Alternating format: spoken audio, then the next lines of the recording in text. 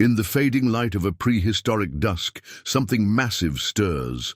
Not a predator, but a fortress of flesh and bone. Its silhouette is unmistakable, a broad frill rising like a shield, three horns jutting forward like spears. This is not a creature that flees. It stands its ground. Long before humans walked the earth, before cities rose and machines roared, this beast ruled the plains of what we now call North America. It was not the largest dinosaur, it was not the fastest, but it was among the boldest. And when the tyrant king of dinosaurs, Tyrannosaurus Rex, came hunting, this creature didn't always back down. Its name is Triceratops. A name etched into stone, whispered through layers of sediment and carried forward by the bones it left behind. A name that means three-horned face, but evokes far more than anatomy. It evokes power, defiance, survival. What kind of animal could face down the apex predator of its time and live to tell the tale? What kind of life did it lead in the humid forests and floodplains of the late Cretaceous? What secrets lie buried in its skull, its frill, its fossilized footprints? This is the story of Triceratops, not as a museum exhibit, not as a footnote in Extinction, but as a living, breathing creature. A giant that shaped its world, defended its young, and left behind a legacy of awe. We will trace its discovery, from the first fragments pulled from the earth to the fierce scientific rivalries that followed. We will measure its frame, study its armor, and imagine the sound of its breath in the morning mist. We will walk beside it through a day in its life and witness the moment its kind vanished forever. And finally, we will ask, if Triceratops lived today, would it still command the same respect, or would it be a relic out of place in a world no longer built for giants?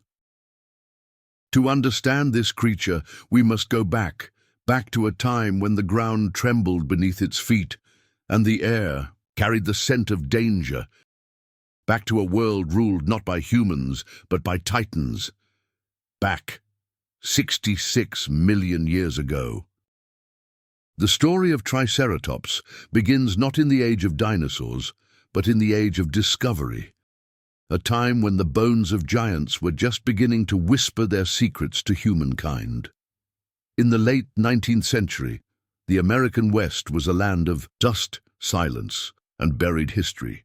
Beneath the sun-scorched soil of Wyoming and Montana lay the remnants of a world long vanished. In 1887, a rancher in Colorado stumbled upon something strange. Fragments of fossilized bone, massive and weathered, protruding from the earth like the ruins of a forgotten monument. At first, they were thought to belong to an extinct bison. The idea of a horned dinosaur was still unthinkable, but the bones were too large, too alien, too ancient. The following year, in 1888, paleontologist John Bell Hatcher unearthed a more complete skull in the Denver Formation. It was unlike anything seen before. A massive frill, three forward-facing horns, and a beak that resembled a parrot's, scaled up to monstrous proportions. The discovery was sent to Othniel Charles Marsh, one of the most prominent figures in American paleontology. Marsh named the creature Triceratops horridus, horrid three-horned face. The name was not meant to insult, but to evoke the awe and fear such a creature might inspire. This was the era of the Bone Wars, a fierce rivalry between Marsh and Edward Drinker Cope, two men racing to uncover and name as many prehistoric species as possible. Every fossil was a weapon in their battle for scientific dominance. Triceratops became one of Marsh's most prized finds, a symbol of his success and a cornerstone of his legacy. As the years passed, more fossils emerged from the Badlands of Montana, South Dakota, and Wyoming. The Hell Creek Formation, in particular, became a treasure trove of Triceratops remains. Today, it is one of the most well-represented dinosaurs in the fossil record. Over 50 complete skulls have been discovered, along with hundreds of partial skeletons. These fossils are housed in museums across the world, from the Smithsonian Institution in Washington, D.C., to the American Museum of Natural History in New York. Each fossil tells a story. Some skulls bear puncture marks from Tyrannosaurus. Rex teeth, frozen evidence of ancient battles. Others show signs of healing, suggesting that Triceratops could survive brutal encounters and live to fight another day. The bones reveal growth stages, from juvenile to adult, and hint at social behavior, perhaps herding, perhaps solitary roaming. The discovery of Triceratops was not without controversy.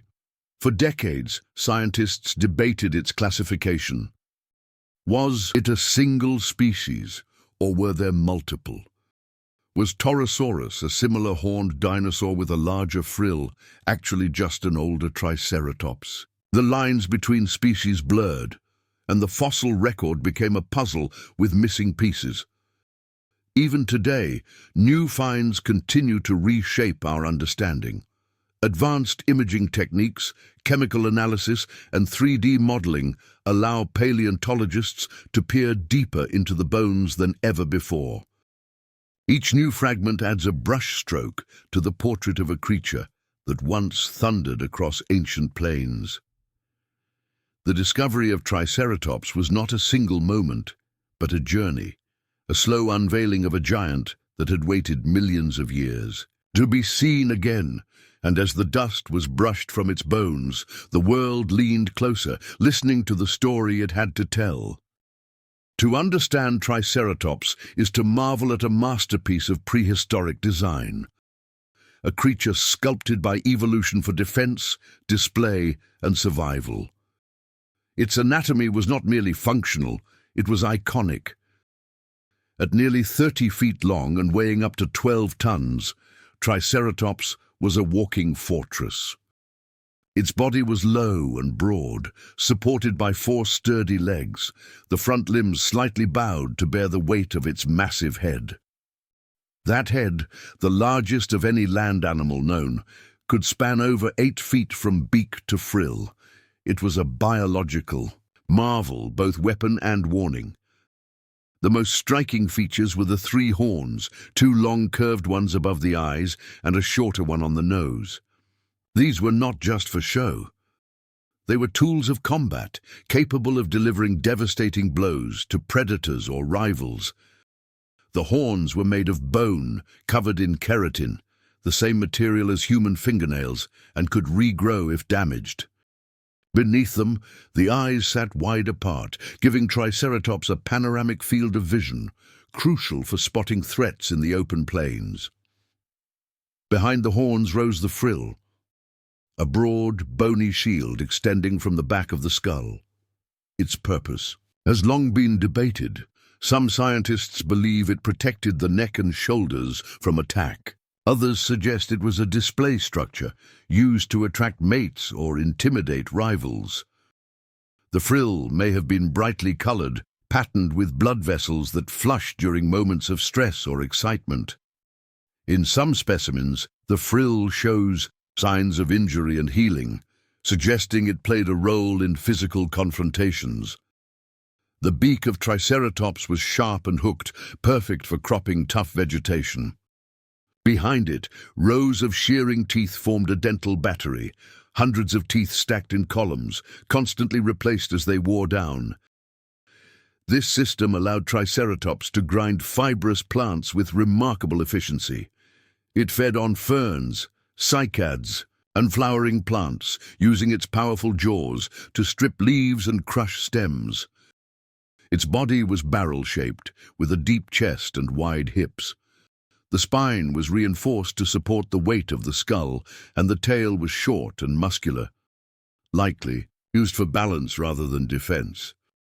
The skin, though rarely preserved, is believed to have been rough and scaly, perhaps with small knobs or quills along the back. a nod to its distant relatives among the ceratopsians.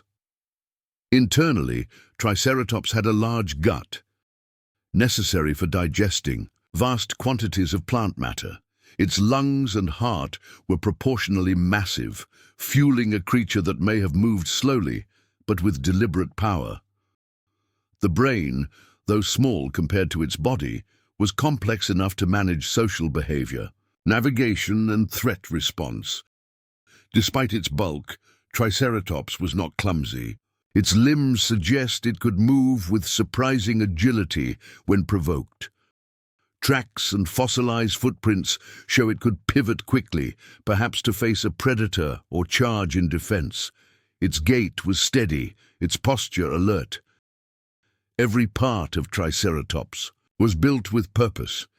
The horns and frill were not just ornaments, they were declarations.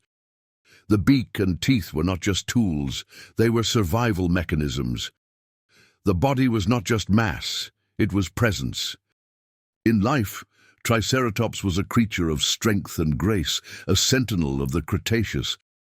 And in death, its bones became a blueprint, a map of a world where giants once walked and where every ridge and curve told a story of adaptation, resilience, and ancient power. As dawn breaks over the floodplains of the late Cretaceous, mist drifts between towering horsetails and groves of budding angiosperms. Triceratops emerges from the shadowed forest edge, its massive silhouette outlined against pale morning light. Every breath stirs ancient spores, and each step compresses millions of years of sediment into a gentle rumble. Here, where river channels carve through clay and sandstone, the stage is set for an intricate dance of life. The world of Triceratops was lush and verdant. Dense thickets of ferns and cycads carpeted the understory, while early flowering plants reached skyward in bursts of color. Seasonal storms swelled creeks into roaring torrents, depositing fresh nutrients across the plains.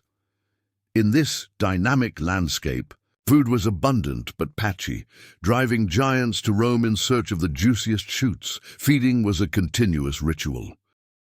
A single individual could process hundreds of pounds of vegetation daily, fueling a body built for endurance rather than speed. Did Triceratops travel alone or in herds? The evidence tilts towards sociality.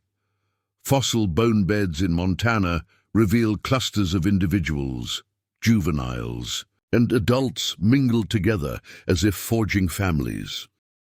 Trackways show parallel footprints, dozens of them aligned in the same direction. These silent trails speak of communal journeys across vast, seasonal ranges. Communication was likely visual and tactile. The broad frill may have been painted with pigments glowing in hues of ochre and crimson under shifting sunlight. A low rumble generated in the chest cavity could resonate through the ground, carrying messages of alarm or courtship. Ritualized headbutting, inferred from healed lesions on frills, hints at displays of dominance and subtle negotiation. When threatened, Triceratops became an earthly fortress. It would square its body toward danger, lowering the head until horns were leveled at chest height. A sudden lunge could drive the nasal spike into flesh, while the brow horns swept in wide arcs. This wasn't mindless aggression, but a refined defensive choreography honed over millennia.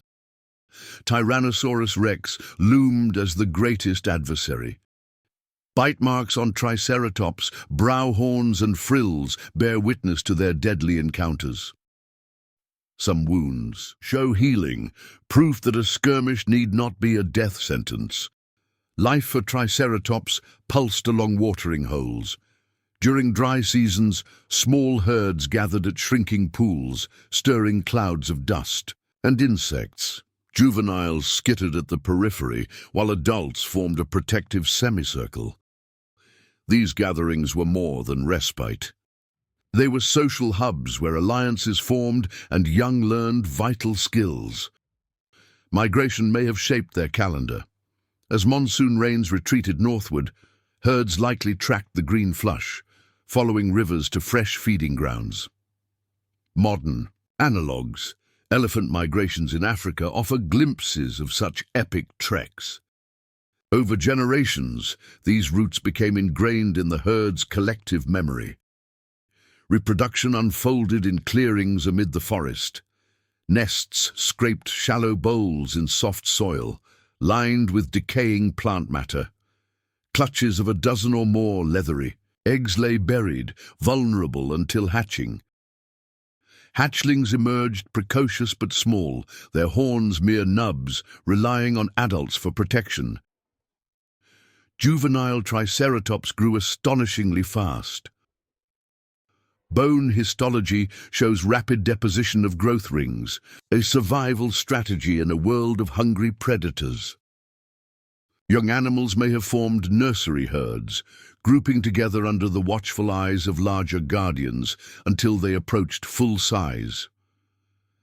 As a keystone herbivore, Triceratops shaped its environment. By cropping dense undergrowth, it opened corridors for smaller creatures, mammals, lizards, and early birds. Its trampling hooves compacted soil and dispersed seeds, driving cycles of regeneration. The Cretaceous plains bore the imprint of its passage. In those mixed herds, ankylosaurs, hadrosaurs, and ceratopsians coexisted in a delicate balance. Each held a niche. The armored ankylosaur foraged low, the duck-billed hadrosaur fed at mid-height, and Triceratops dominated ground level. Together, they created a mosaic of plant consumption that prevented any single species from overrunning the landscape. Watching Triceratops move through sun-dappled groves, we glimpse a creature at home in its world, a blend of raw power and complex social bonds. Its behaviors echo in the hidden rhythms of ancient ecosystems, reminding us that every life, no matter how colossal, is woven into the grand tapestry of nature. As the Cretaceous sky ignited in a blinding flare, the world Triceratops knew shattered in an instant. A titanic fireball from space slammed into what is now the Yucatan Peninsula, unleashing shockwaves that circled the globe. In moments, forests ignited, oceans boiled, and a pall of dust and soot cloaked the sun, plunging Earth into a frigid twilight. For Triceratops herds grazing the floodplains of Montana and Wyoming, the change was sudden and savage. Green canopies withered, food vanished, and temperatures plunged. In the span of a single generation, the giants of the late Cretaceous faced a gauntlet they could not survive. In the final pages of the Hell Creek Formation, fossil layers record the last stand of Triceratops. Bones lie jumbled in mudstone evidence of creatures felled by starvation, disease, and environmental collapse. Some skeletons appear articulated, as if the animals sank quietly into riverbanks. Others show trauma from desperate struggles at dwindling waterholes. The fossil record paints a scene of fragmentation, family groups torn apart, juveniles abandoned, and adults weakened by famine. No trace appears above the boundary layer, no sign of horned behemoths scavenging a new dawn. Yet extinction is only half the story. The asteroid's aftermath rewrote ecosystems and paved the way for new chapters in Earth's history. As Triceratops vanished, mammals, small, often nocturnal creatures, seized opportunities in the clearing gloom. Ferns and flowering plants rebounded first, setting a stage for forests that would eventually cloak the planet. In death, Triceratops became both symbol and sacrifice, an icon of lost grandeur whose disappearance unlocked pathways for modern life. The legacy of Triceratops endures in scientific halls and laboratories around the world. From Marsh's pioneering descriptions to 21st century CT scans, its bones have pushed paleontology forward. Frills and horns, once curiosities of form, now reveal growth patterns, biomechanics, and even vascular networks that hint at skin pigmentation. Digital reconstructions breathe life into dusty skulls, animating charge behaviors and social displays. Each specimen, cracked, repaired, or complete, carries lessons about evolution, resilience, and the fragility of ecosystems. Beyond academia, Triceratops has permeated human imagination. In museum dioramas, its massive silhouette still commands awe, bridging childhood wonder with scientific inquiry. In film and illustration, the three-horned face has become shorthand for the Mesozoic world. Artists paint frills in every hue, from deep crimson to sunlit gold, evoking both fear and fascination. Writers weave it into myths of primordial Earth, while game designers sculpt its likeness into battles that echo age-old struggles between predator and prey. Triceratops stands today as a sentinel between two eras, the lost realm of dinosaurs and our present moment of reflection. Its extinction reminds us that even the mightiest can fall, that ecosystems are intricate tapestries woven from countless lives. Its legacy invites us to peer into sedimentary pages, to reconstruct vanished worlds, and to heed warnings etched in stone. In the silent galleries of museums and the vibrant hues of digital renderings, Triceratops lives on, an enduring testament to life's power to flourish, to falter, and to inspire across the eons. Imagine the ground trembling beneath our feet as a living Triceratops emerges from a misty forest clearing. Its massive form, 30 feet from beak to tail, casts a long shadow over highways and high-rises.